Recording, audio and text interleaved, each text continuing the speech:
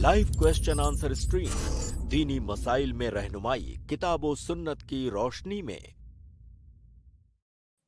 अस्सलामु अलैकुम वरहमतुल्लाहि वबरकातुहू। अल्हम्दुलिल्लाहि वहदहु वस्सलातु वस्सलामु अला मन ला नबिय्य बअदह, अम्मा बाद। मैं आप तमाम भाइयों और बहनों का इस्तकबाल करता हूँ हमारे इस programme live question and answers में। अल्हम्दुलिल्लाह हमारा ये प्रोग्राम जो चल रहा है बहुत ही फायदेमंद है और अल्हम्दुलिल्लाह आप लोग सवालात कर रहे हैं। मैं उम्मीद करता हूँ कि आपको तशफ़ी बख्श जवाबात मिल रहे होंगे। देखिए, इससे दो चीजें हल हो रही है, एक तो हमें इल्म भी हासिल हो रहा है, दूसरा आपको आपके मसाइल का हल भी पता चल रहा है। क्योंकि आमतौर पर होता ये है ना, हम लोग बहुत सारे अमाल ऐसे करने की कोशिश करते हैं जिसके ताल्लुक से मैं और आप कंफ्यूज होते हैं कि हमें करना चाहिए या नहीं करना चाहिए, पता नहीं शरीयत में इसका क्या हुक्म है। फिर इंसान अब ये किससे पूछे, इस बारे में भी बहुत वो परेशान रहता था। लिहाजा हमने ये कोशिश की कि हमारे वो भाई बहन जो अपने मसाइल को किताब व सुन्नत के मुताबिक हल करना चाहते हैं, हमने आपको ये प्लेटफॉर्म दिया है। आप आइए, अपने सवालात लेकर के आइए, हम एक्सपर्ट्स को बिठा करके आपके सवालात के जवाब देंगे जिन्होंने फिक्र में पीएचडी की है। ऐसे नहीं कि छोटी मोटी कुछ चीजें या कुछ तालीम हासिल की है, नहीं, बल्कि जो शेख आपके सवालात के जवाब देते हैं, डॉक्टर रसीम शेख ने फिक्र में पीएचडी की है मदीने मुनव्वरा से। तो अल्हम्दुलिल्लाह शेख इस फील्ड के माहिर है और अल्हम्दुलिल्लाह किताब व सुन्नत के मुताबिक दलील के साथ आपके जवाबात अल्हम्दुलिल्लाह आपको दिए जाते हैं। तो मैं आप तमाम भाइयों और बहनों को दावत दूंगा कि आप लोग जरूर आएं, अपने सवालात लेकर के आएं और इंशाअल्लाह हम आपके सवालात लेंगे और शेख मोहतरम से उसका जवाब लेकर के हम आप तक पहुंचाएंगे। मैं आप तमाम भाइयों और बहनों से गुजारिश करूंगा कि आप हमारी लिंक को ज्यादा से ज्यादा शेयर करें ताकि दूसरे भाई बहन भी हमारे साथ स्ट्रीम में जुड़ करके सवाल कर सके। तो जैसे कि आप जानते हैं, आज की हमारी स्ट्रीम इंशाल्लाह ओपनिंग कमेंट नहीं होगा बल्कि डायरेक्ट हम लोग सवालात से शुरू करेंगे। तो आइए सबसे पहले शेख मोहतरम का इस्तकबाल कर लेते हैं और फिर इंशाल्लाह हम लोग सवालात का सिलसिला शुरू करते हैं। अस्सलाम वालेकुम वरहमतुल्लाहि वबरकातुहू। शेख वालेकुम सलाम वरहमतुल्लाहि वबरकातुहू। कैसे हैं शेख आपके मिजाज ग्रामी? अल्हम्दुलिल्लाह अल्हम्दुलिल्लाह, अल्लाह का शुक्र है, एहसान है अल्लाह का। आमीन आमीन, अल्लाह आपको सेहत आफियत तंदुरुस्ती से रखे। आमीन आमीन, जज़ाकल्लाह। आमीन। शेख अगर आपकी इजाजत हो तो सवालात का सिलसिला शुरू करते हैं। जी जी बिल्कुल शुरू करें। जज़ाकल्लाह खैर। तो मैं अपने तमाम भाइयों और बहनों को ये बात बता दूं कि हमने हमारी स्ट्रीम यार्ड की लिंक कमेंट में पेस्ट कर दी है। अगर आपको डायरेक्ट शेख मोहतरम से सवाल करना है और आप चाहते हैं कि आपका सवाल जल्दी लिया जाए तो आप डायरेक्ट लिंक से ज्वाइन होकर के सवाल करें। इंशाल्लाह शेख से हम डायरेक्ट बाय ऑर्डर जैसे लोग जुड़े हैं इंशाल्लाह उस हिसाब से हम आपका सवाल लेंगे और शेख तक पहुंचाएंगे और शेख उसका जवाब देंगे। और अगर आप कमेंट में अपने सवाल करना चाहते हैं तो कमेंट्स में भी आप भेज सकते हैं इंशाल्लाह सवाल। जब स्ट्रीम में कोई मौजूद नहीं होगा तो कमेंट से हम आपके सवालात ले लेंगे। तो आइए शुरू करते हैं। हमारे सबसे पहले गेस्ट है एस अली। मैं आपको ऐड कर रहा हूं एस अली भाई। अस्सलाम वालेकुम। आपके जो भी सवाल है आप शेख मोहतरम से पूछ सकते हैं। एस अली भाई मैंने आपको ऐड किया है। अस्सलाम वालेकुम। आपको हमारी आवाज आ रही है? जी जी आ रहा है, फरमाइए। ये बहुत सारे सुनने की नमाज में हाथ छोड़ करके से मुसन्नफ इब्न अबी शैबा में ये हवाला ये दिया जाता है, तो ये कितना तक सही है? जी शेख। जी अली भाई। बिस्मिल्लाह अल्हम्दुलिल्लाह वस्सलातु वस्सलामु अला रसूलिल्लाह। नमाज के अंदर हाथ बांधने से मुताल्लिक भाई का सवाल है। तो देखिए, अल्लाह के नबी सल्लल्लाहु अलैहि वसल्लम का पूरी जिंदगी ये तरीका रहा है। जी, इनका सवाल असल में हाथ छूटने वाली रिवायत के बारे में। क्या हाथ छोड़ करके नमाज पढ़ेंगे या दोनों हाथों को सीने पर बांध के नमाज पढ़ेंगे, ये सवाल है इनका। जी जी। तो अल्लाह के नबी सल्लल्लाहु अलैहि वसल्लम का जो तरीका रहा है, सही अहादीस में मुतअद्दिद हदीसों में जो चीज साबित है कि अल्लाह के नबी सल्लल्लाहु अलैहि वसल्लम सीने पर हाथ बांध करके नमाज पढ़ते थे और आपने इसी की तालीम भी दी है। और अल्लाह के नबी सल्लल्लाहु अलैहि वसल्लम से किसी भी हदीस में यह साबित नहीं है कि आपने हाथ को छोड़ करके नमाज पढ़ा हो। नबी सल्लल्लाहु अलैहि वसल्लम हमेशा आपने हाथ बांध करके नमाज पढ़ा है, लिहाजा हमें हाथ बांध करके ही नमाज पढ़ना है। हालांकि बाज फुकहा के इख्तिलाफात आपको इसमें मिलेंगे, हो सकता है बाज सलफ के आसार भी मिले, लेकिन ये इबादत का मसला है। अगर अल्लाह के नबी सल्लल्लाहु अलैहि वसल्लम से साबित नहीं है तो अगर उलमा के अक़वाल भी हैं तो बगैर दलील के वो अक़वाल मुतबर नहीं हैं। तो अल्लाह के नबी सल्लल्लाहु अलैहि वसल्लम से किसी सही हदीस में साबित नहीं है हाथ छोड़ करके नमाज पढ़ना। جی جی علی بھائی، امید ہے آپ کو جواب مل گیا ہوگا بھائی. ایک اور سوال تھا جی بولیے. کہ ایک جیسے کہ بتایا جاتا ہے کہ یہ کچھ ڈھیلا یا پتھر کا، مطلب کسی کا نام نہیں لے رہے، لیکن کسی ڈھیلا یا پتھر پہ رکھ کے جو سجدہ کا اس کو بولا تو وہ کہاں تک صحیح ہے، یہ جو رکھ کے پڑھتے ہیں؟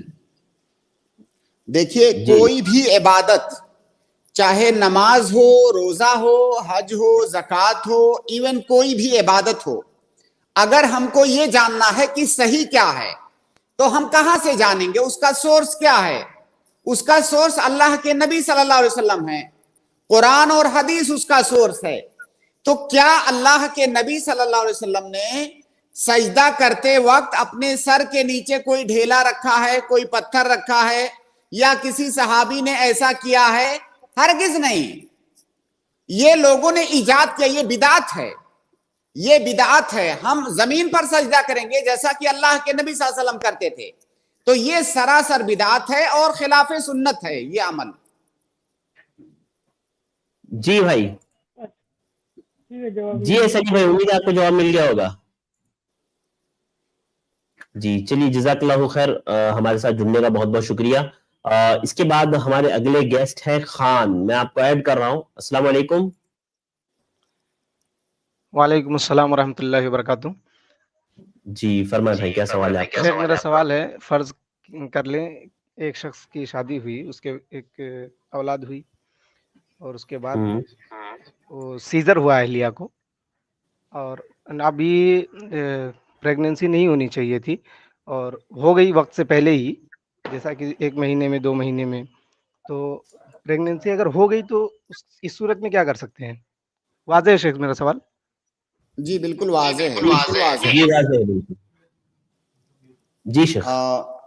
بھائی کا سوال یہ ہے کہ کوئی عورت ہے جس کو آپریشن سے ولادت ہوئی ہے جس کے یہاں، اور آپریشن کے بعد ظاہر ہے عورت کو پھر دوبارہ دوسرے حمل کے لیے تیار ہونے میں تھوڑا اس کو وقت لگتا ہے، اس کی صحت وغیرہ کا مسئلہ ہوتا ہے، اور کئی دفعہ تو ڈاکٹر اس کو وضاحت کے ساتھ منع بھی کرتے ہیں کہ تھوڑا سا آپ وقفہ لیجئے گا. لیکن اتفاق سے اس عورت کو حمل ہو گیا، تو ایسی عورت کیا کرے گی؟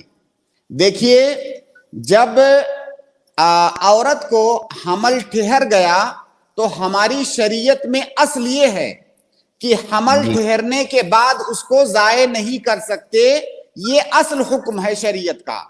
لیکن بعض حالات میں اس کی اجازت ہے شریعت کے اصول کی روشنی میں. وہ بعض حالات کون سے ہیں؟ جیسے کسی عورت کو حمل ہو گیا اور ڈاکٹروں نے بتایا کہ اس عورت کو بہت زیادہ پریشانی ہونے والی ہے، اس سے ایسی پریشانی ہوگی کہ یہ عورت اس کو تحمل نہیں کر سکتی ہے، اس کی طبیعت خراب ہو جائے گی. ظاہر ہے جیسا کہ بھائی نے فرمایا کہ اس کو آپریشن ہوا ہے، سیزر ہوا ہے. اب اگر ڈاکٹروں کا کہنا یہ ہے کہ یہ عورت اس حمل کو نہیں جھیل سکتی ہے، اور اگر جھیلے گی بھی تو بہت زیادہ پریشانی سے، اور حمل ابھی ابتدائی مرحلے میں ہے، تو ایسی صورت میں اگر وہ عورت صحت کے اعتبار سے اس قابل نہیں ہے کہ اس حمل کو برداشت کر سکتی ہے، تو ساقط کرنا یہ جائز ہے. اگر وہ ابتدائی مرحلے میں ہے تو دیکھیے، حمل کے 4 مرحلے ہوتے ہیں، جیسا کہ حدیث کے اندر آیا ہے اللہ کے نبی صلی اللہ علیہ وسلم کی، اور موجودہ زمانے میں جو علم طب ہے ان کا بھی یہی ماننا ہے کہ پہلے مرحلے میں 40 دن تک وہ نطفہ ہوتا ہے، پھر اگلے 40 دن تک وہ جو ہے علقہ ہوتا ہے، خون کا لوتھڑا، پھر اگلے 40 دن تک وہ مضغہ ہوتا ہے، گوشت کا لوتھڑا، پھر اس کے بعد یعنی 40 گزر جانے کے بعد پھر جو ہے اس میں روح پھونکی جاتی ہے. تو روح پھونکنے کا جو عمل ہے وہ 4 مہینے کے بعد ہوتا ہے. تو اگر 4 مہینے کا حمل ہے تو اس کا مطلب وہ جاندار ہے، اس میں جان پھونک دی گئی ہے، روح پھونک دی گئی ہے. تو یہ جو 4 مراحل ہیں، ان 4 مراحل میں حمل کو ساقط کرنے کے لیے جو عذر اور سبب ہے وہ سبب مختلف ہونا چاہیے. پہلے مرحلے میں جب حمل ہے تو اگر عورت کی طبیعت خراب ہے, اسے مشقت ہو رہی ہے, پریشانی ہو رہی ہے, تو اسے ضائع کیا جا سکتا ہے.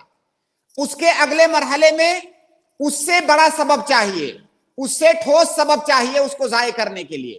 یہاں تک کہ جب اس میں روح پھونک دی گئی تو اب کسی صورت میں بھی اس کو ضائع کرنا یہ جائز نہیں ہے. صرف ایک صورت میں جائز ہے کہ اس عورت کو جان کا خطرہ ہو.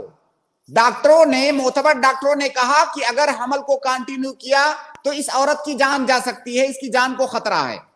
تو ایسی صورت میں عورت کی جان کو بچانے کے لیے اس حمل کو ضائع کر سکتے ہیں اس میں روح پھونکنے کے بعد. لیکن روح پھونکنے سے پہلے جان کا خطرہ نہیں ہے, لیکن بہت بڑی مشقت ہے, وہ جھیل نہیں سکتی ہے اس کو, تب بھی اس کو ضائع کرنا یہ جائز ہے. لیکن اگر جو نارمل مشقت ہے, ظاہر ہے حمل کی حالت میں تو مشقت ہوتی ہی ہے, نارمل حالات میں بھی مشقت ہوتی ہے, تو وہ جو نارمل پریشانی ہے, وہ نارمل پریشانی کی وجہ سے حمل کو کسی بھی صورت میں ضائع نہیں کیا جا سکتا.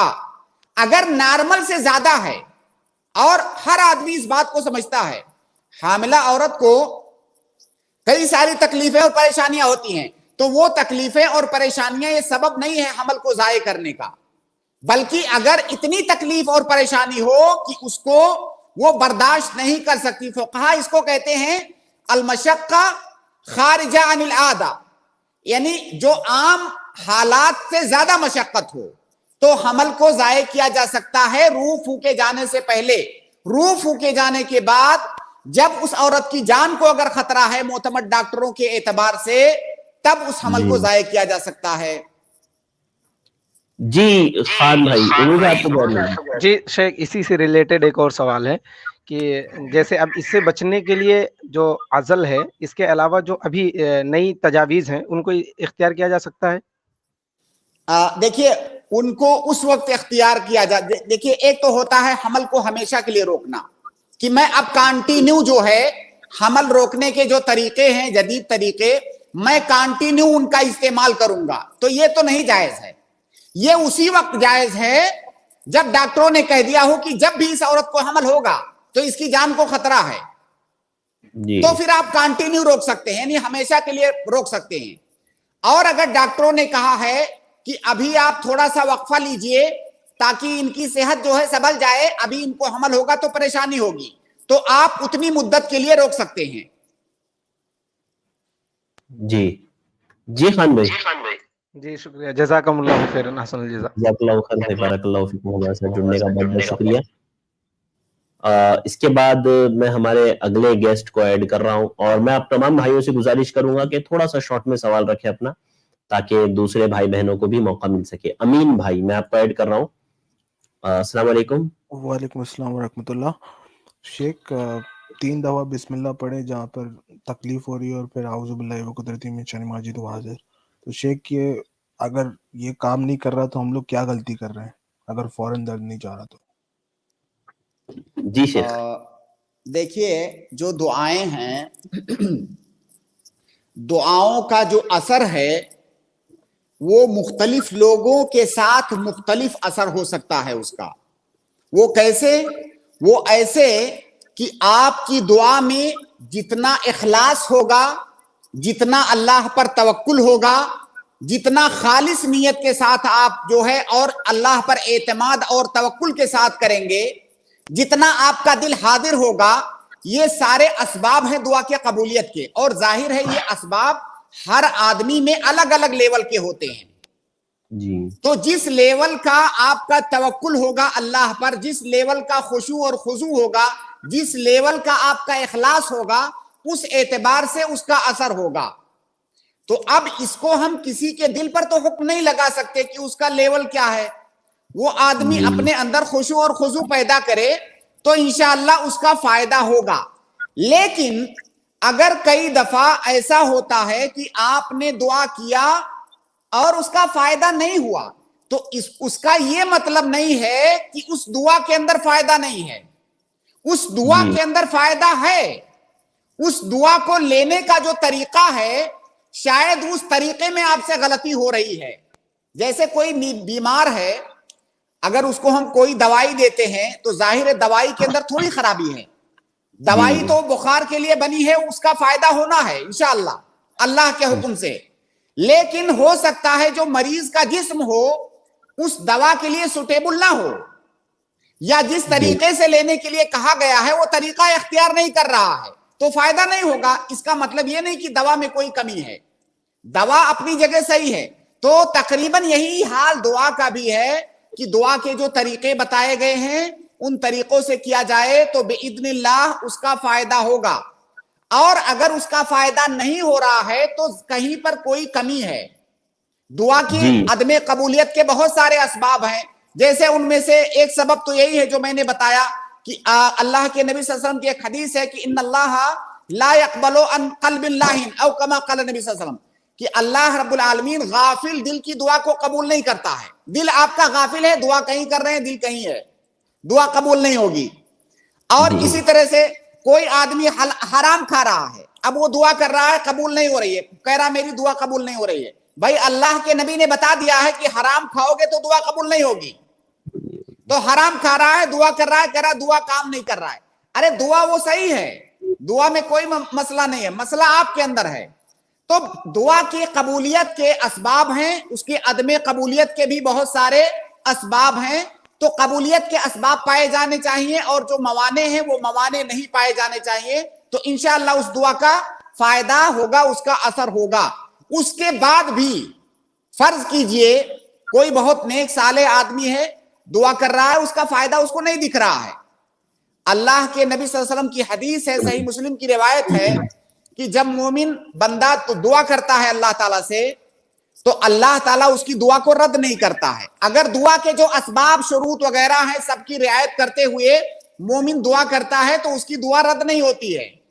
लेकिन दुआ के कबूलियत के लिए कबूलियत के तीन तरीके हैं अल्लाह रब्बुल आलमीन के यहाँ।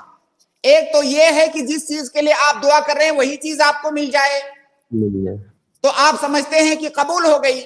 दूसरा तरीका यह है कि जो चीज के लिए आप दुआ कर रहे हैं वो चीज आपको नहीं मिली, बल्कि उस दुआ के जरिए से अल्लाह रब्बुल आलमीन कोई परेशानी, दूसरी परेशानी आपसे टाल देगा, लेकिन वो तो आपको पता नहीं चल पा रहा है।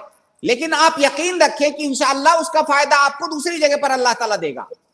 तीसरी सूरत यह है कि अल्लाह रब्बुल आलमीन उस दुआ को आपके लिए आखिरत में अज्र के तौर पर महफूज करके रखेगा और आखिरत में आपको मिलेगा। तो अगर दुआ के शुरूत के साथ दुआ की जाती है तो दुआ इंशाअल्लाह अल्लाह ताला के यहाँ मकबूल है। अब इन तीनों सूरतों में से किसी सूरत में कबूल होगी। हम ये समझते हैं और सोचते हैं कि जब हम जो चीज मांगे अल्लाह ताला मुझे गाड़ी दे दे, अब वो अगर गाड़ी नहीं मिल गई तो हम कहते हैं दुआ कबूल नहीं हुई। भाई दुआ के कुछ शुरूत हैं, कुछ आदाब हैं, उनकी रियायत करते हुए आप दुआ करेंगे तो आपकी दुआ किसी ना किसी सूरत में इंशाअल्लाह जरूर कबूल होगी। लेकिन जरूरी नहीं है कि आप जैसे चाहते हो वैसे ही कबूल हो। जी जज़ाकल्लाहु खैर शेख।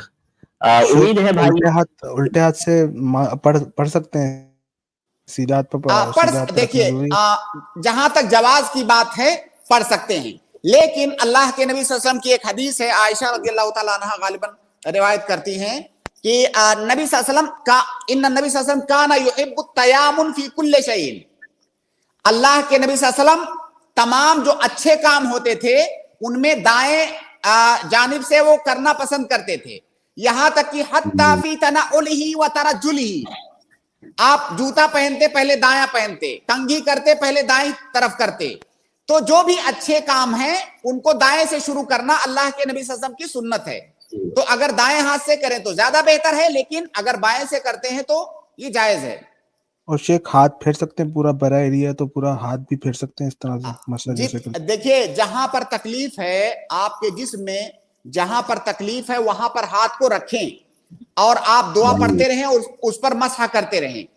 और ये दुआ जो आपने बताया 3 बार आप अल्लाहु अकबर कहें, अल्लाहु अकबर अल्लाहु अकबर, अऊदु बिइज्जतिल्लाहि व कुदरतिही मिन शर्रि मा अजिदु व उहादिर, इस तरह से आप 7 बार करें जैसा कि हदीस के अंदर आया है। तो और ये अमल आप 7 बार आपने अभी कर लिया, आप फिर कीजिए फिर कीजिए फिर कीजिए, बार बार कीजिए। दुआ के कबूलियत के असबाब में से एक सबब यह भी है कि इल्हाह, जैसा कि अल्लाह के नबी सल्लल्लाहु अलैहि वसल्लम की हदीस के अंदर है کہ بندہ جب دعا کرے تو اصرار کرے. الہا مطلب اصرار کے ساتھ. یہ نہیں کہ ایک بار دعا کر لیا اور خلاص ہم نے فارمیلٹی پوری کر دی, اب دینا جو ہے اللہ کا کام ہے. الہا کیجئے. آپ جیسے کوئی چیز مانگ رہے ہیں ضد کر کے اللہ تعالیٰ سے, اللہ رحمان و رحیم ہے, بار بار مانگیے. بندوں میں اور اللہ میں فرق یہ ہے کہ کسی بندے سے آپ ایک کے بعد 2 بار 3 بار مانگو گے تو غصہ ہو جائے گا, کیوں بار بار تنگ کر رہے ہو. اللہ رب العالمین سے جتنی بار مانگو گے, جتنا زیادہ اصرار کرو گے, اللہ رب العالمین اتنا زیادہ پسند کرتا ہے اور خوش ہوتا ہے. تو یہ فرق ہے ہمارے دنیاوی سوال میں اور اللہ تعالیٰ کے سامنے ہاتھ پھیلانے میں. اسی طرح سے جب آدمی, شیخ الاسلام ابن تیمیہ نے کہیں پر لکھا ہے فتاوی میں غالباً, کہ جب آدمی اللہ کے بندوں کے سامنے ہاتھ پھیلاتا ہے دنیا میں تو اس کی عزت گھٹ جاتی ہے. کیا یہ حقیقت ہے کہ نہیں؟ آپ بندوں کے سامنے جب ہاتھ پھیلاتے ہیں تو سامنے والے کی نگاہ میں آپ کی عزت پہلے جیسی نہیں رہے گی, اور جتنا زیادہ آپ پھیلائیں گے آپ کی عزت گھٹتی جائے گی. لیکن اللہ کے سامنے جب آپ ہاتھ پھیلائیں گے تو وہاں ذلیل نہیں ہوں گے, بلکہ وہاں آپ کی عزت اللہ کی نگاہ میں بڑھ جائے گی. تو اللہ تعالیٰ سے دعا کے بہت سارے آداب اور شروط ہیں, اور اس بارے میں آپ پڑھیے, علماء سے پوچھئے بھی. ہم ان تمام باتوں کے بارے میں یہاں گفتگو نہیں کر سکتے, باتیں بہت لمبی ہو جائیں گی. جزاک اللہ خیر شیخ. جی امین بھائی, مجھے آپ لاسٹ ایک چیز پوچھ لوں کہ امین بھائی کافی سوالات ہو گئے آپ کے اور کافی وقت لگ گیا. اسی سے کل آ جائیے نا, کل بھی تو ہے نا, کل بھی انشاءاللہ ہم بیٹھے ہیں آپ کے لیے. ٹھیک ہے شیخ, ٹھیک ہے شیخ, جزاک اللہ خیر امین بھائی, بارک اللہ فیکم, بہت بہت شکریہ بھائی, جزاک اللہ خیر. اس کے بعد اگلے گیسٹ ہیں ہمارے شہنواز بھائی, شہناز, میں آپ کو ایڈ کر رہا ہوں. السلام علیکم. السلام علیکم شیخ. کسی سے مجھے آپ کو ایڈ کیا. وعلیکم السلام ورحمۃ اللہ. شیخ میرا یہ سوال ہے کہ اگر کوئی شخص مطلب کہنے کے لیے تو مسلمان ہے, لیکن وہ ہر وقت مطلب اسلام کی ہر چیز کو وہ غلط سمجھتا ہے, یہاں تک کہ نعوذ باللہ ثم نعوذ باللہ, یہاں تک کہ وہ قرآن پر بھی اس کا ایمان نہیں ہے. قرآن مطلب اس کو یہ شک ہوتا ہے, مطلب وہ یہ کہتا ہے کہ ہمیں کیا پتا کہ قرآن اللہ کی کتاب ہے یا نہیں. ایسے تو سبھی مذہب کے لوگ اپنے اپنے مذہب کو مطلب صحیح دعویٰ کرتے ہیں, اور مطلب عالم کو بھی مطلب وہ برا بھلا کہتا ہے. تو ایسے شخص کے لیے اگر ہم یہ دعا کریں کہ اللہ اگر یہ ہدایت کے لائق ہے تو تو اسے ہدایت دے, اور اگر یہ ہدایت کے لائق نہیں ہے تو تو اسے پوری طرح سے تو اسے اسلام سے دور کر دے, تو کیا ہمارا یہ دعا کرنا گناہ ہے؟ دیکھیے, ایسا شخص جو اسلام کے اساسیات اور بنیادیں ہیں جن کا ماننا مسلمان ہونے کے لیے ضروری ہوتا ہے, اگر ان کا انکار کر رہا ہے, جیسا کہ آپ نے فرمایا کہ وہ قرآن کا انکار کرتا ہے, اس میں شک کرتا ہے کہ اللہ کا کلام ہے کہ نہیں ہے, ایسا شخص کافر ہے, مرتد ہے, اس میں کسی شک و شبہ کی گنجائش نہیں ہے. تمام علماء اسلام کا اس بات پر اجماع ہے کہ ایسا شخص کافر ہے, دائرہ اسلام سے خارج ہے. یہ ایک جنرل حکم ہوا اور جنرل بات ہوئی. اب جب آپ کسی شخص کو ہمارے سامنے لائیں گی, کسی خاص پارٹیکولر کسی شخص کو, تو اس پر حکم لگانے کے لیے کچھ دوسرے شروط اور ضوابط ہیں.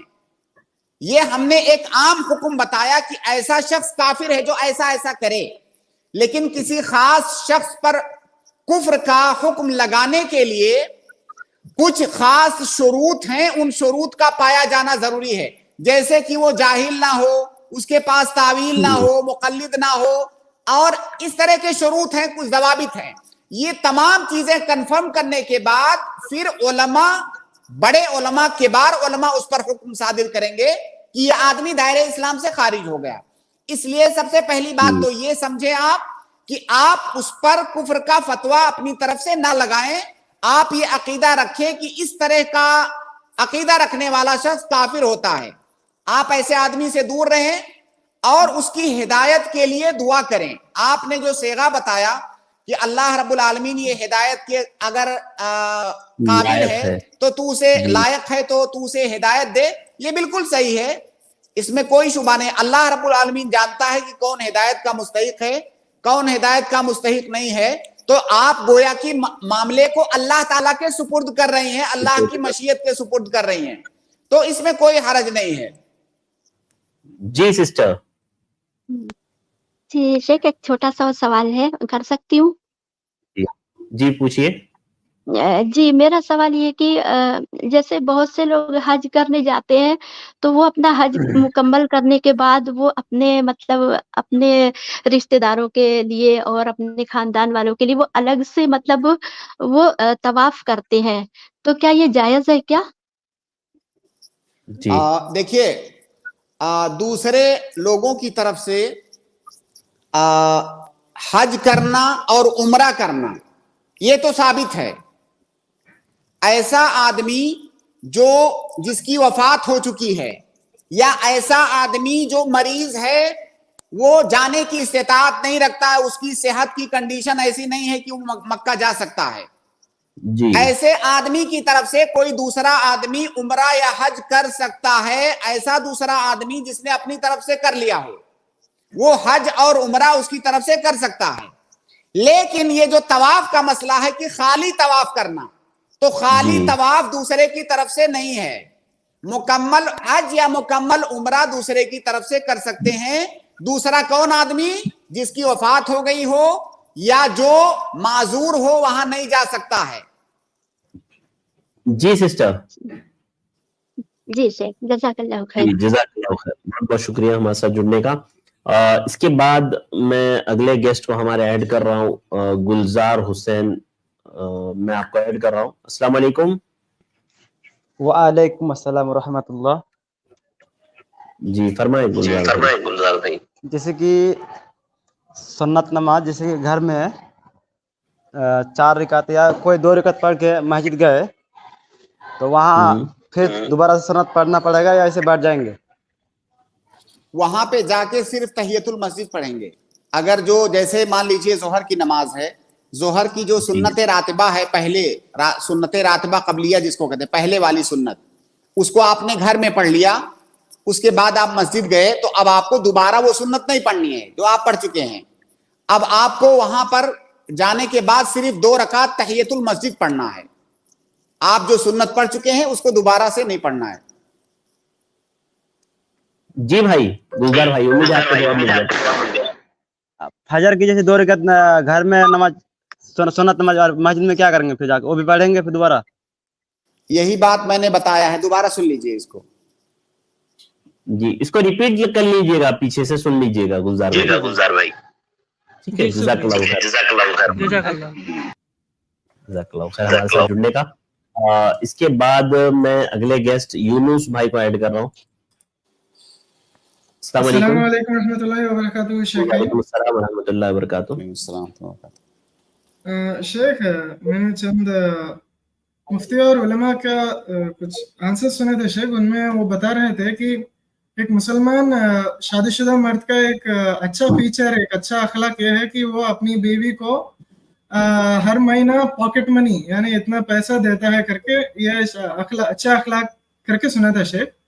لیکن شیخ گھر میں میرے بابا ہے نا شیخ, ان کو میری ماں کو انہوں نے ایک اتھارٹی دے دی ہے شیخ کہ وہ جب چاہے کہ پیسے اگر ضرورت پڑنے پر وہ لے سکتی ہے, بس اتنا ہے کہ بس ان کو بتا دیا کریں تاکہ ان کو تکلیف نہ ہو بعد میں کہ یہ پیسے کہاں چلے گئے کر کے.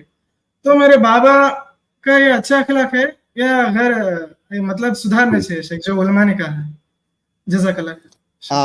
دیکھیے میاں بیوی کے ایک دوسرے پر کچھ حقوق ہیں, اس کے بارے میں انشاءاللہ جب یہ جو ہمارا موضوع چل رہا ہے یہ موضوع ختم ہو جائے گا تو ہم اس پر بہت تفصیل کے ساتھ بات کریں گے, کیونکہ وہ بہت ہی اہم موضوع ہے. فی الحال جو آپ کا سوال ہے ہم صرف اسی پوائنٹ پر جواب دے کر کے بات کو ختم کر دیں گے, تفصیل میں نہیں جائیں گے, کیونکہ ہم اس پر انشاءاللہ مستقل طور سے تفصیلی گفتگو کریں گے. آپ نے جو کہا کہ میرے والد صاحب نے میری والدہ کو یہ اجازت دے رکھا ہے کہ جب آپ کو ضرورت ہو تو آپ جو ہے اپنی ضرورت کے حساب سے میرے پاکٹ سے یا جہاں بھی میں پیسہ رکھتا ہوں وہاں سے لے سکتی ہیں, تو یہ ایسا ان کا کرنا جائز ہے, بلکہ ایسا یہ حسن سلوک کی دلیل ہے. لیکن حسن سلوک کا یہ مطلب نہیں ہے کہ دوسرا آدمی ایسا نہیں کرتا ہے تو بدسلوک ہے. بات کو سمجھیے. ایک آدمی بیوی کو مان لیجئے ہر مہینے 50,000 روپیہ گفٹ کرتا ہے, یہ حسن سلوک ہے.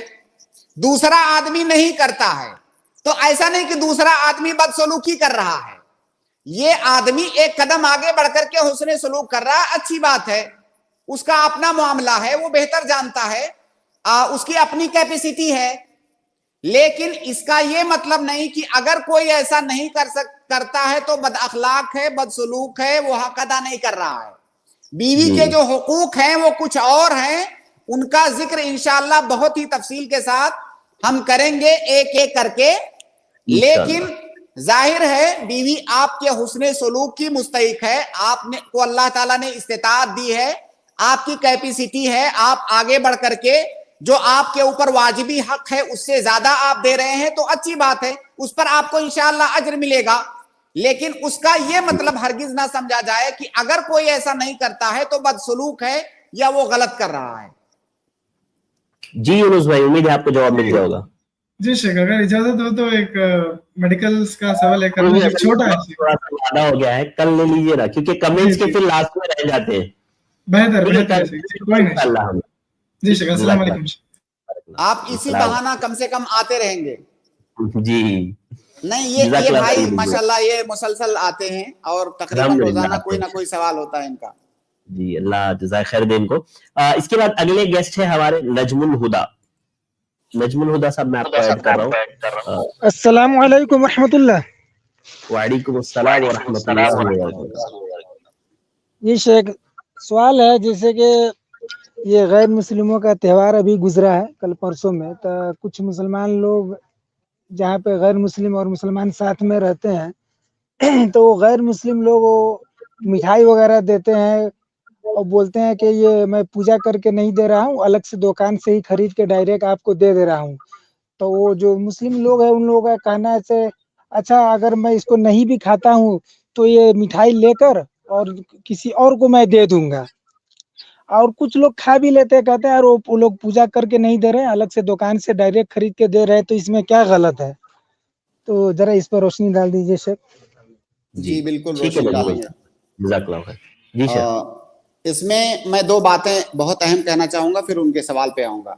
پہلی بات یہ کہ ایسے لوگ جو دیوالی کا جب بھی موقع آتا ہے تو آ کر کے ہم سے یا دوسرے بہت سارے علماء سے یہ سوال کرتے ہیں کہ کیا دیوالی کی مٹھائی ہم کھائیں کہ نہ کھائیں, لیں کہ نہ لیں.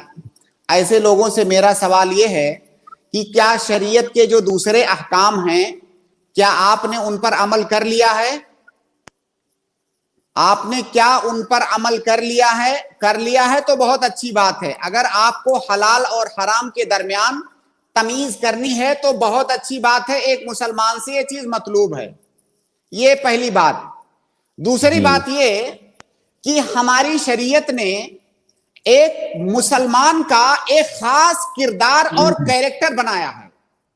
مسلمان کے لیے ایک خاص کیریکٹر مسلمان کو بنایا ہے کہ ایک مسلمان ایسا ہونا چاہیے, اپنے مسلمان بھائی کے ساتھ اس کو ایسا ہونا چاہیے, اپنے اعزاء و اقارب کے ساتھ ایسا ہونا چاہیے, اپنے پڑوسیوں کے ساتھ ایسا ہونا چاہیے, آپ کے ساتھ جو غیر مسلم رہتے ہیں ایون غیر مسلم ان کے ساتھ بھی آپ کو ایسا ایسا ہونا چاہیے.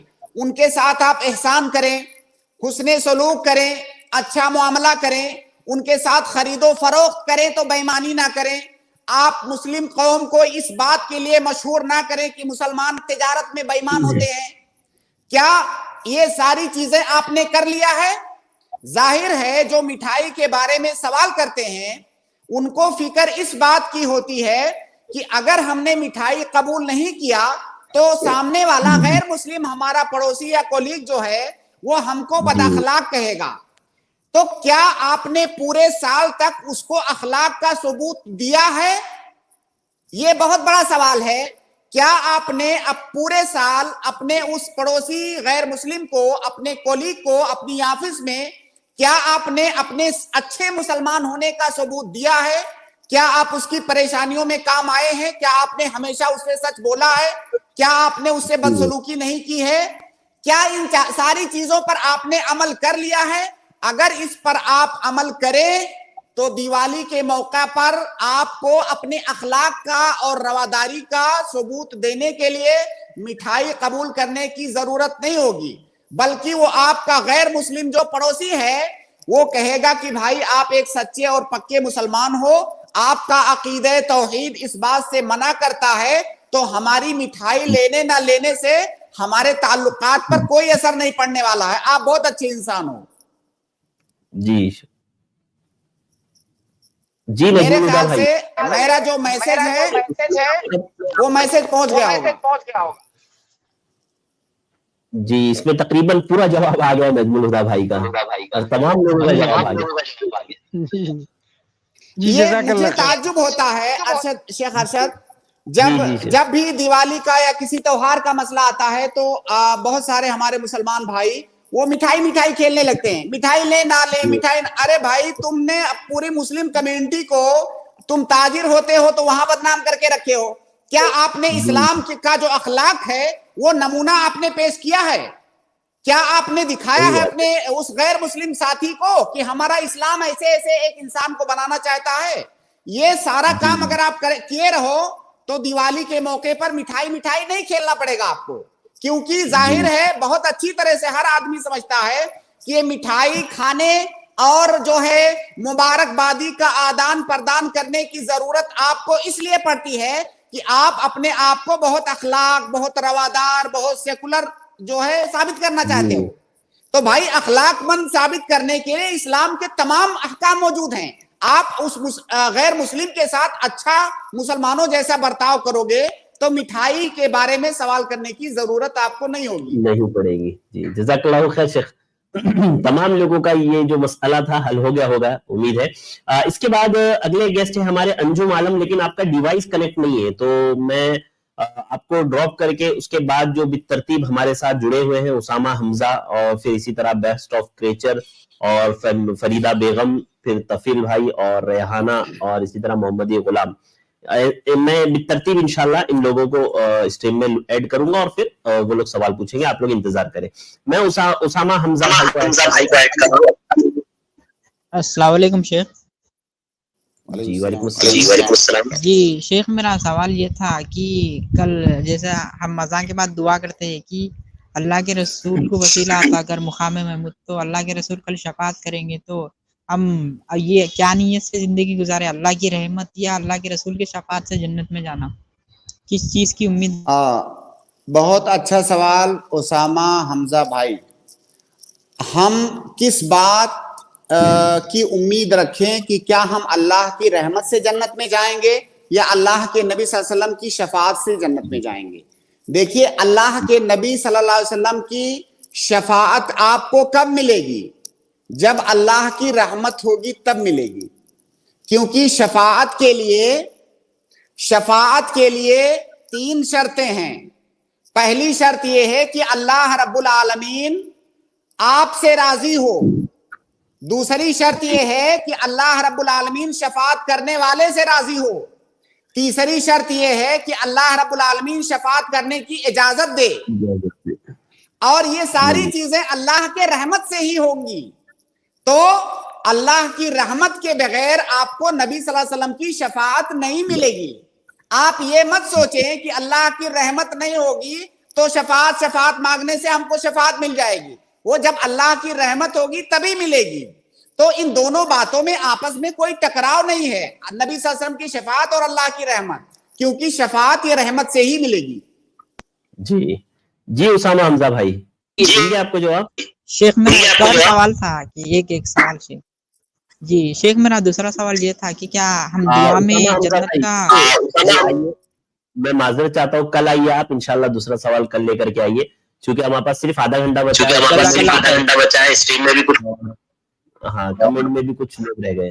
جزاک اللہ خیر اسامہ حمزہ بھائی، میں بالکل معذرت چاہوں گا اپنے بھائیوں سے کہ میں ایک سے زیادہ سوالات آپ کے نہیں لے پا رہا ہوں۔ وجہ یہ ہے کہ جیسے کہ شیخ نے کہا کہ کل بھی آپ ہماری اسٹریم میں آئیے، اور کچھ سوالات کمنٹس میں بھی رہ گئے ہیں، وہ بیچارے روز رہ جاتے ہیں کچھ نہ کچھ سوالات، تو ہم چاہتے ہیں کہ آج کچھ سوالات ہو جائے اس میں کے. تو بیسٹ آف کریچر میں آپ کو ایڈ کر رہا ہوں, آپ اپنا سوال کر سکتے ہیں. السلام علیکم. وعلیکم السلام. سفر کی حالت میں جیسے ہمیں مسجد میں ایک مرتبہ جانے کے ٹائم ملتا ہے, جیسے ظہر اور عصر, تو اس وقت ایک وقت جانے کا ہمیں ٹائم ملتا ہے, تو اس میں ہم ظہر اور عصر جمع کر کے مسجد میں پڑھ لے, یہ بہتر رہے گا کہ ظہر مسجد میں پڑھ کے پھر سواری پکڑ لے, سواری پہ عصر پڑھے, کون سا طریقہ بہتر رہے گا؟ دیکھیے پہلی بات تو یہ کہ حالت سفر میں مسافر کو 2 نمازیں ایک ساتھ جمع کر کے پڑھنے کی اجازت ہے, ظہر عصر ایک ساتھ, مغرب عشاء ایک ساتھ, یہ آپ کو مطلق طور سے اجازت ہے. آپ چاہیں تو جمع کر کے پڑھیں, چاہیں تو الگ الگ پڑھیں, دونوں کا کی اجازت آپ کے پاس موجود ہے. زیادہ بہتر طریقہ کیا ہے کہ اگر دیکھیے سفر کی حالت میں کبھی ایسا ہوتا ہے کہ آدمی کہیں رکا ہوا ہے, کبھی ایسا ہوتا ہے کہ چل رہا ہے. اگر آپ کہیں پر ٹھہرے ہوئے ہیں تو بہتر یہ ہے کہ دونوں نمازوں کو آپ الگ الگ پڑھیں, مطلب اپنے اپنے ٹائم پہ پڑھیں. اور آپ چل رہے ہیں اگر تو دونوں کو جمع کر کے پڑھیں, یہ زیادہ افضل ہے. لیکن بہرحال مسافر کو مطلق طور سے یہ اجازت ہے کہ وہ 2 نمازوں کو اکٹھا کر کے پڑھ سکتا ہے, جس کو جمع بین الصلاتین کہا جاتا ہے. تو یہ آپ کو اختیار ہے. اور اس میں آپ دیکھیے ہر آدمی اپنی سہولت کو دیکھے کہ وہ زیادہ سہولت, ظاہر ہے جو جمع بین الصلاتین کا مسئلہ ہے اس کی حقیقت کیا ہے, اس کی حکمت کیا ہے؟ اس کی حکمت ہے شریعت کی آسانی آپ کے ساتھ. تو جس میں آپ کے لیے زیادہ آسانی ہو آپ وہ کریں. جی بھائی, امید ہے جواب مل گیا ہوگا. جی شکریہ. جی جزاک اللہ خیر, بارک اللہ فیکم, بہت بہت شکریہ ہمارے ساتھ جڑنے کا. ہمارے اگلے گیسٹ ہے سسٹر فریدہ بیگم, میں آپ کو ایڈ کر رہا ہوں. السلام علیکم. وعلیکم السلام ورحمۃ اللہ وبرکاتہ. جی میرا سوال یہ تھا کہ قرآن میں تو سجدے تلاوت کے جو سجدے آتے ہیں اس میں لاسٹ سورے میں جو اقرا آتا ہے اس میں لاسٹ سورہ آتا ہے جو سجدہ لاسٹ میں آتا ہے. اس میں میرا یہ ہے کہ اگر سجدے کے بعد میں کوئی سورہ پڑھنا پڑے گا یا نہیں؟ دیکھیے آپ سوال سمجھ گیا, سمجھ میں آ گیا سوال. جی سر.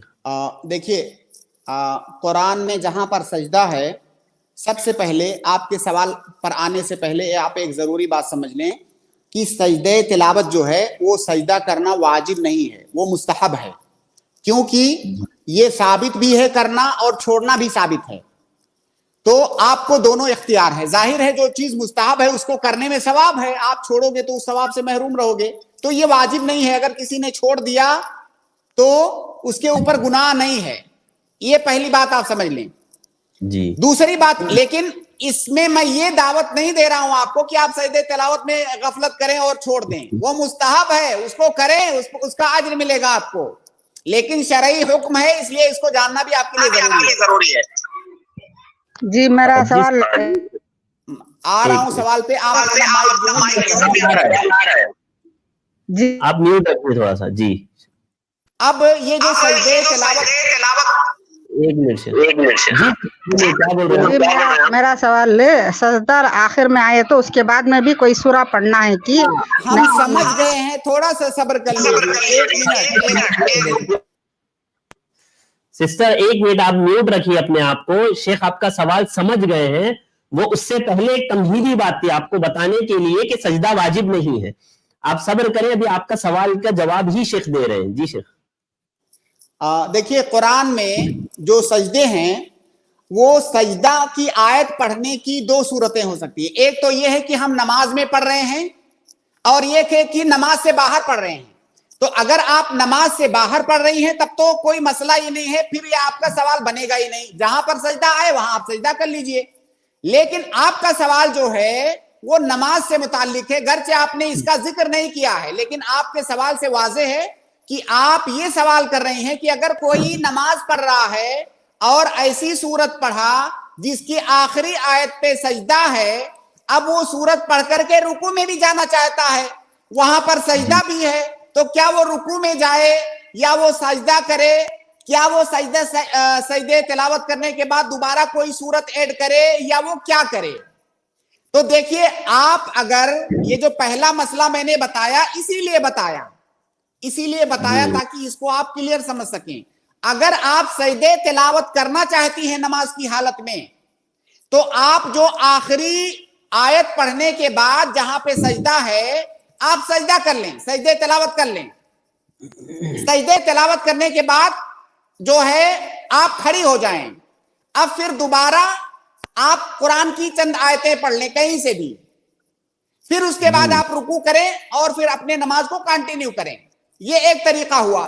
دوسرا طریقہ، آپ کو سجدے تلاوت نہیں کرنا ہے، اسی لیے میں نے بتایا کہ سجدے تلاوت واجب نہیں ہے، اختیار ہے کہ آپ نہ بھی کر سکتی ہیں. تو اگر آپ کو نہیں کرنا ہے سجدے تلاوت،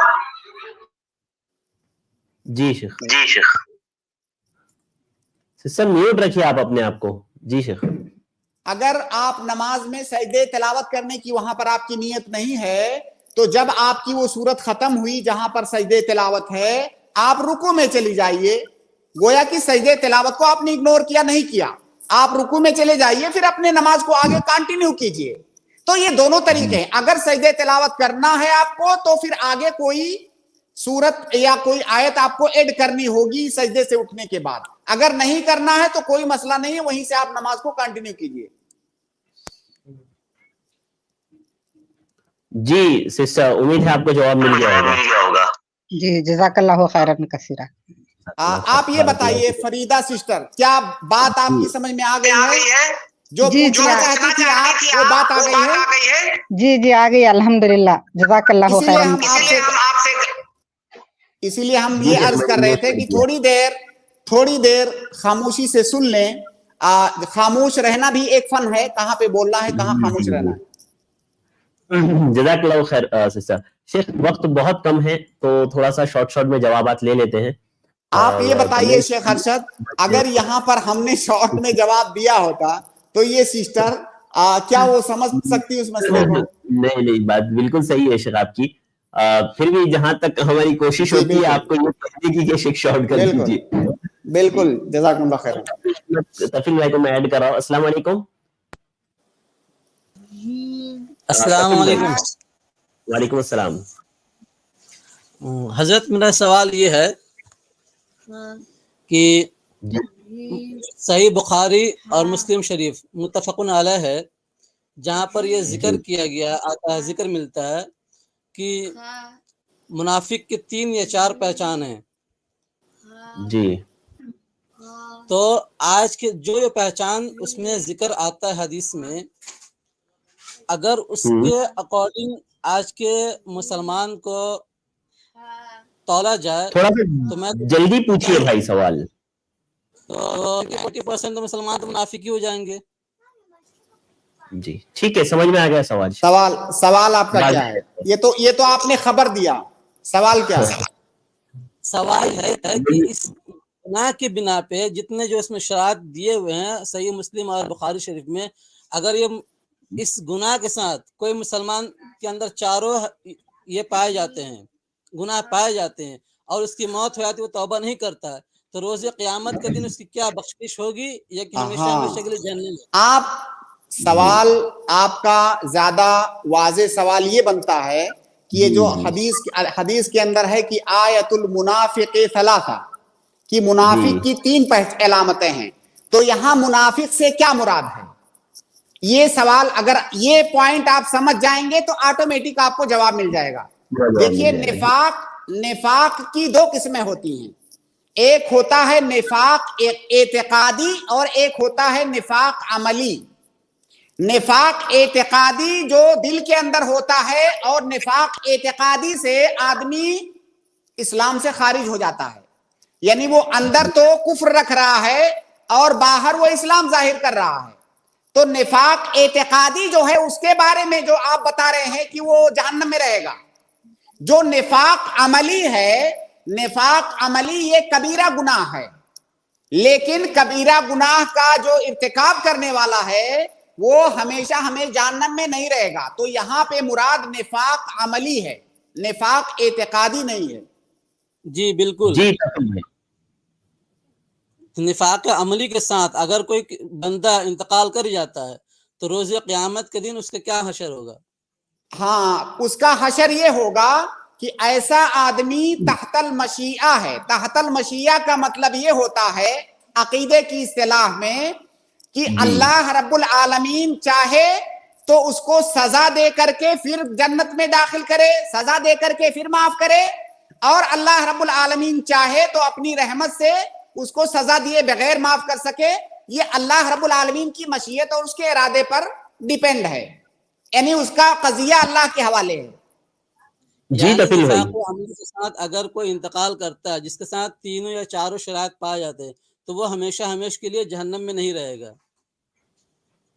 जी बिल्कुल। झूठ बोलने वाला, झूठ बोलना, वादा खिलाफी करना, ये कबीरा गुनाह है, ये कुफरिया गुनाह नहीं है, ये कबीरा गुनाह जिसको कहते हैं कबीरा गुनाह है। और तमाम अहलु सुन्ना वल जमा का अकीदा है कि मुर्तकिबे कबीरा खालिदुम मुखल्लदुम फिन्नार नहीं है, हमेशा हमें जहन्नम में नहीं रहेगा। ऐसा आदमी, पहली बात तो अगर तौबा कर लिया तब तो कोई मसला नहीं इंशाअल्लाह। अगर तौबा किए बगैर उसकी वफात हो गई तो अल्लाह की मशीयत पर है, अल्लाह चाहे तो उसे माफ कर दे, अल्लाह चाहे तो उसे सजा दे। जी उम्मीद है तफील भाई जवाब हो गया होगा आपका। दूसरा सवाल कर सकते हैं? नहीं भाई, वक्त नहीं है, बहुत सारे लोग जुड़े हुए हैं, माजरत चाहूंगा, कल आइए तफील भाई इंशाल्लाह। आपकी जवाब कल जी जज़ाकल्लाह खैर, कल आइए इंशाल्लाह इस टीम में, हम हाजिर है आपके लिए। हर हफ्ता हम रहते हैं, हमारे भाइयों से गुजारिश है कि नाराज ना हो, आप दूसरे दिन आ जाए इंशाल्लाह। सिस्टर रेहाना हमारे अगले गेस्ट है, मैं आपको ऐड कर रहा हूँ। सिस्टर शॉर्ट में जरूर सवाल कर लें आप। जी अस्सलाम वालेकुम। जी सिस्टर रेहाना, अगर आपको हमारी आवाज आ रही है तो आप अपना सवाल पूछ सकते हैं। ठीक है, इसके बाद फेरोजुल अंसारी भाई हैं, मैं आपको ऐड किया है भाई, मैंने, अपना सवाल पूछ लें। जी फेरोजुल अंसारी भाई। अस्सलाम वालेकुम रहमतुल्लाह शेख। वालेकुम अस्सलाम रहमतुल्लाह।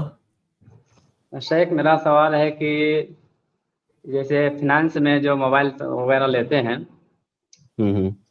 तो उसमें पहले वहाँ दुकान पे लिखा रहता है कि 0% इंटरेस्ट, जब हम ले लेते हैं उसका बाद पता चलता है कि इसमें तो ब्याज मतलब देना पड़ता है उस, तो वहाँ पे मतलब कैसा है, फिर वहाँ पे मजबूरी में फंस जाते हैं, तो यहाँ पे जो गुनाह है।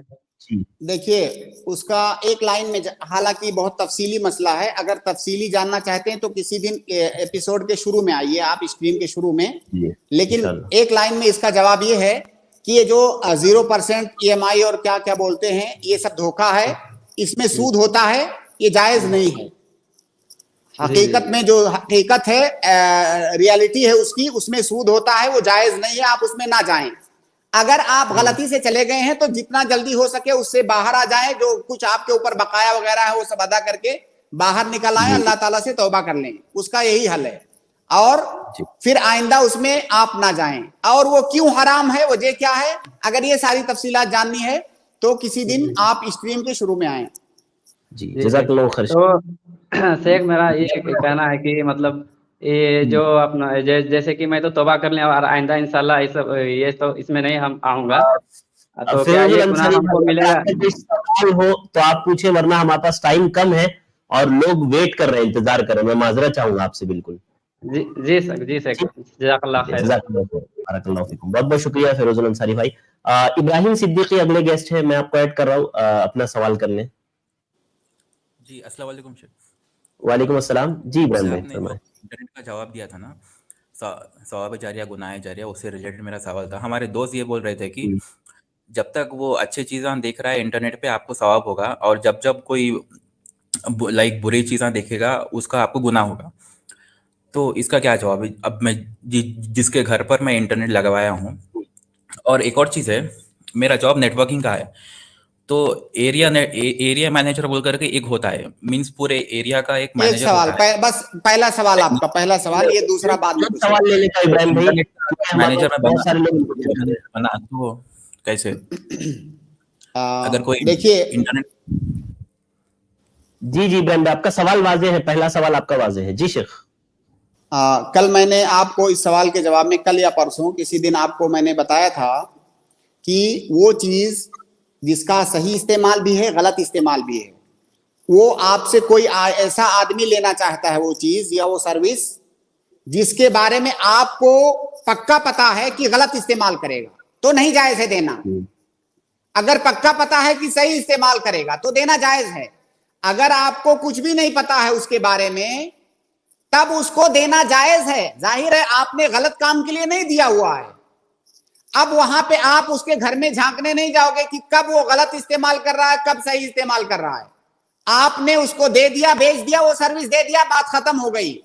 जब आपने दिया है उस वक्त आपको देखना है कि आदमी कैसा है। अगर आप जो है पॉसिबल है पता करना तो आप पता कर लीजिए, फिर भी नहीं पता चल रहा है तो फिर आपके लिए देना जायज होगा। अब वो ले जाकर के पीछे उसका गलत इस्तेमाल करे तो उसका गुनाह आप पर नहीं है। जी, उम्मीद है इब्राहिम भाई जवाब वाज़ेह होगा, आपका जवाब मिल गया होगा आपको।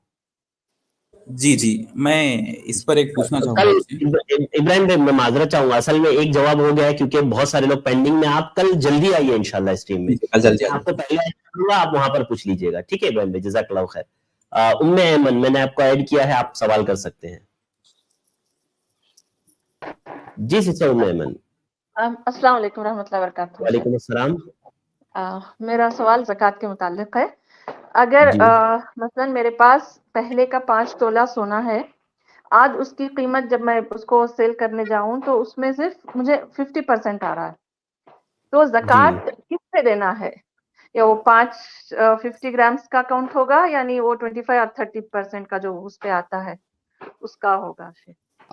देखिए, जो जेवर आपके पास है, जाहिर है जेवर ही होगा शायद, जो सोने का जेवर आपके पास है, आप ये पहले जान लें कि सोने में ज़कात उस वक्त वाजिब है जब वो सोना कम से कम 85 ग्राम हो। तोले का जो हिसाब है, देखिए तोले का हिसाब अलग अलग होता है। किसी मुल्क में कुछ ग्राम का, जैसे बाज मुल्कों में 10 ग्राम का तोला होता है, बाज मुल्कों में अलग अलग होता है। तो आप ग्राम जो है पूरी दुनिया में एक ही है।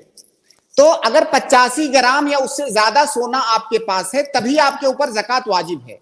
वो सोना चाहे सिक्के की शक्ल में हो या वो सोना जेवर की शक्ल में हो, आप पर ज़कात वाजिब है। अगर 85 ग्राम या उससे ऊपर है, कितना वाजिब है? 2.5%। आपको 2.5% उसमें से निकालना है। आपका जो जेवर है, आप ये कैसे पता करेंगी कि वो जेवर 85 ग्राम है कि नहीं है, उसमें ज़कात वाजिब हो भी रही है या नहीं हो रही है? तो हम सभी जानते हैं कि जो जेवरात होते हैं वो कभी 18 कैरेट के होते हैं, 21 कैरेट, 22 कैरेट के होते हैं। जो पेवर सोना होता है वो 24 कैरेट होता है। 24 कैरेट का मतलब उसमें कोई मिलावट नहीं है जी। तो जाहिर है जो ज़कात वाजिब है वो पेवर सोने में वाजिब है। जब पेवर सोना आपके पास 85 ग्राम हो तब ज़कात वाजिब है। इसलिए ज़कात का निसाब पता करते वक्त आपको यह पता करना होगा कि मेरे पास जितना भी सोना है, क्या उस सोने में 85 ग्राम पेवर है कि नहीं है। मान लीजिए 100 ग्राम आपके पास जेवर है, आपने जब उसको हिसाब लगवाया, सुनारों के पास वो तरीका होता है, वो आपको बता देंगे कि 18 कैरेट का अगर जेवर है तो जो है कितने ग्राम में कितना ग्राम मिलावट है, वो बता देगा आपको। तो आपके पास मान लीजिए 100 ग्राम सोने का जेवर है, आपने पता किया सुनार से, तो उसने कहा कि अगर हम इसमें से पेवर सोना निकालेंगे तो 80 ग्राम निकलेगा। फर्ज करें 80 ग्राम निकलेगा, बाकी 20 ग्राम जो है मिलावट है। अब आपका जो सोना है या जो जेवर है वो 80 ग्राम है। अब गोया कि आपके ऊपर ज़कात वाजिब नहीं है। लेकिन अगर सुनार ने कहा कि आपका सोना 90 ग्राम है, पेवर सोना 90 ग्राम है और मिलावट के साथ 100 ग्राम है, अब आपके ऊपर ज़कात वाजिब है। अब ये पता चल गया कि ज़कात वाजिब हो गई है आपके ऊपर। अब निकालेंगी कैसे उसको? निकालते वक्त आपको वजन नहीं देखना है जी। निकालते वक्त जो भी है उसमें पेवर और नहीं देखना है, क्योंकि जो सोना बना हुआ है या जो चीजें उसके साथ मिला करके बनाई गई हैं उनकी भी अपनी एक कीमत है। और जो कीमत है वो सोने की तरह से ही है। अब निकालते वक्त जो टोटल आपका सोना है उसका 2.5% आपको निकाल देना है जी। अच्छा, मतलब 100 ग्राम के सोने के ऊपर ही निकालना है। अगर 90 ग्राम का भी आ रहा है तो 100 ग्राम के ऊपर का ही निकालना है। जी बिल्कुल। जब देखिए 2 स्टेप है। पहले स्टेप में आपको पता करना है कि क्या मेरे ऊपर वाजिब हो रही है ज़कात की नहीं। अब जब पता चल गया कि ज़कात वाजिब हो रही है, उसके बाद आपको असली नकली नहीं देखना, जो जितना भी जेवर है पूरे जेवर का 2.5% आपको निकाल देना है। जी जी शेख, जज़ाकल्लाह खैर। शेख कमेंट से कुछ सवालात ले लेते हैं, बिल्कुल शॉर्ट में आप जवाब दे दें। अगर किसी सवाल के लिए तफसील अगर चाहिए तो मुझे बता दीजिएगा, वो सवाल हम लोग कल स्टार्टिंग में ही ले लेंगे। उसको स्किप कर देंगे। जी। एक भाई है शेख शाहबुद्दीन, और मैं कमेंट्स से तमाम भाइयों को बता दूं कि मैं एक ही सवाल लूंगा, कुछ भाइयों ने 2-3 सवालात किए हैं। शहाबुद्दीन भाई ने पूछा है, शेख हम बिस्तरी के बाद अगर इंतकाल होता है तो कितना गुस्ल देना है, कितनी मरतबा? देखिए गुस्ल तो जैसे गुस्ल जनाबत उसके ऊपर वाजिब है। अगर वो बाहयात होता तो कितनी बार गुस्ल करता? 1 बार गुस्ल करता जी, तो उसको वही गुस्ल देना है, वो गुस्ल काफी है। जी।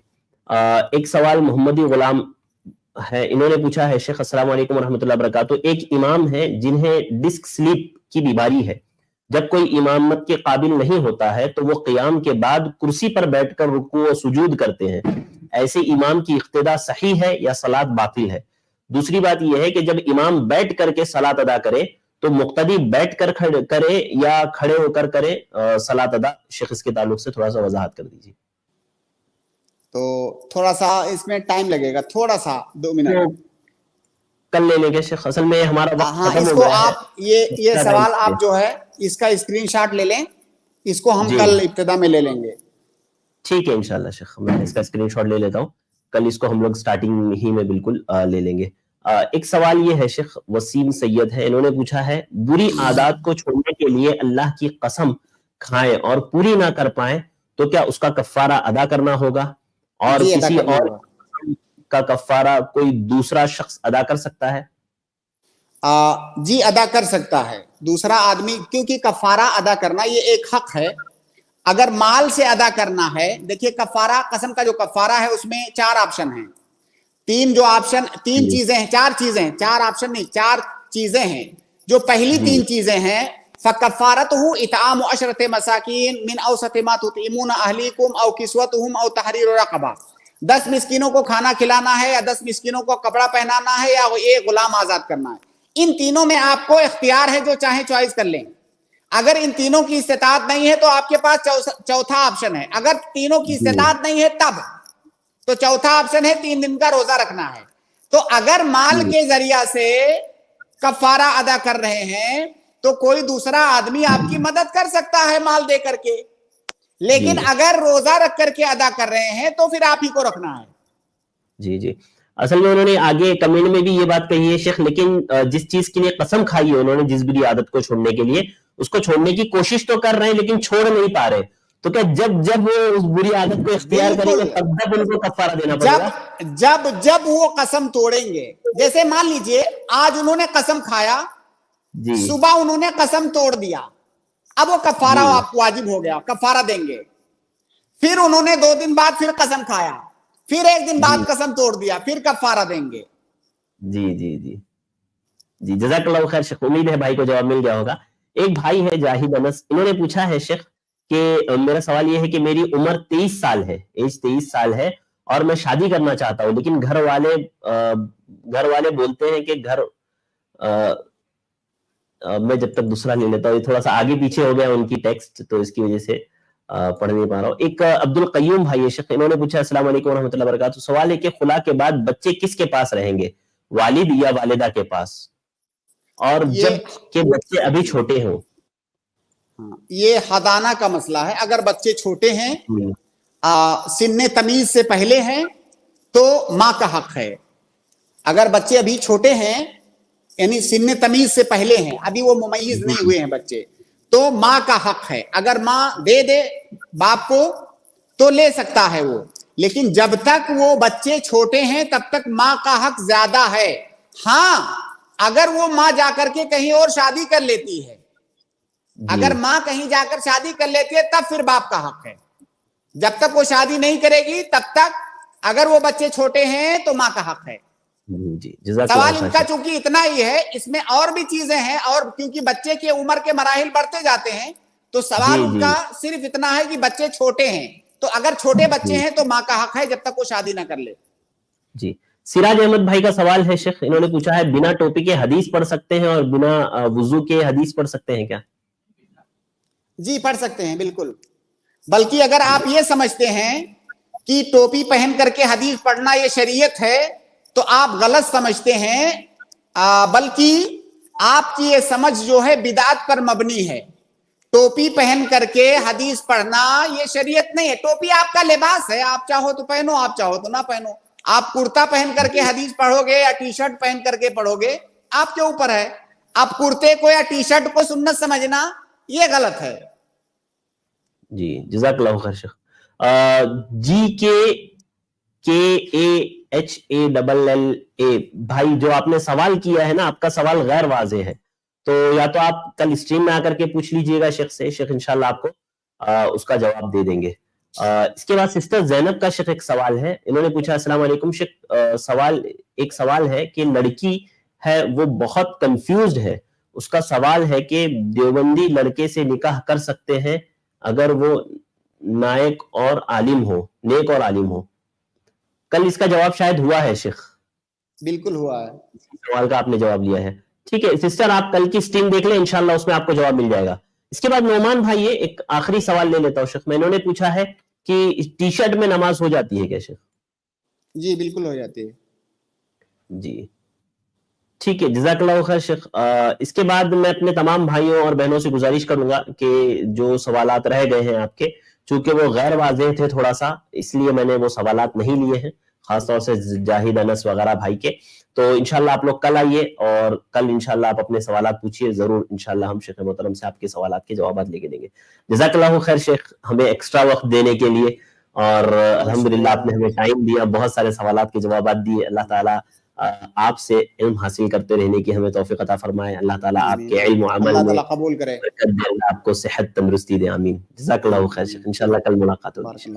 السلام علیکم. السلام ورحمۃ اللہ. اس کے بعد میں اپنے تمام بھائی اور بہنوں کا شکر گزار ہوں کہ الحمدللہ آپ لوگ ہمارے ساتھ جڑے, آپ نے سوالات کیے, امید کرتے ہیں آپ کو تشفی بخش جوابات ملے ہوں گے. اور میں آپ سے گزارش کروں گا کہ آپ لوگ ضرور آئیں, ہماری ہر اسٹریم میں آئیں, آپ سوال کریں. انشاءاللہ ہم پوری کوشش کریں گے کہ آپ لوگوں کے سوالات کتاب و سنت کی روشنی میں سے جو ہے آپ کے سوالات کے جوابات شیخ محترم کی جانب سے دیے جائیں. تو ناظرین آج کے لیے بس اتنا ہی, مجھے دیجیے اجازت, انشاءاللہ کل پھر ملاقات ہوگی. 8 بجے ہم آ جائیں گے. جن بھائی بہنوں کو انٹرسٹ ہے, ان کے سوالات باقی رہ گئے ہیں, وہ آ جائیں, انشاءاللہ ہم آپ کے سوالات کے ضرور جوابات دیں گے. جزاک اللہ خیر, بارک اللہ فیکم. السلام علیکم ورحمۃ اللہ وبرکاتہ.